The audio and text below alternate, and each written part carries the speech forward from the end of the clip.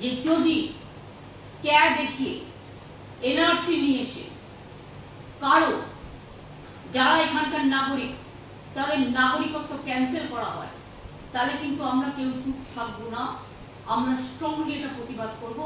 আমরা আগে জানিয়ে গেলাম। দুই হচ্ছে নো এনআরসি, এনআরসি তো আমরা মানতেই পারি না। আর ক্যার নাম করেও কাউকে ডিটেনশন ক্যাম্পে রেখে দেবে, এই চালাকিও আমরা করতে দেবো না। ভোট আজকে আছে, কাল পুড়িয়ে যাবে, আর দুদিনে কেউ নাগরিকত্ব পাবেও না।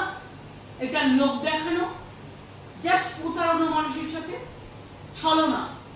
এতে যদি কেউ খুশি হয়, এই নতুন আইন কারো আগেকার অধিকারগুলোকে বাতিল করে দেবে না তো।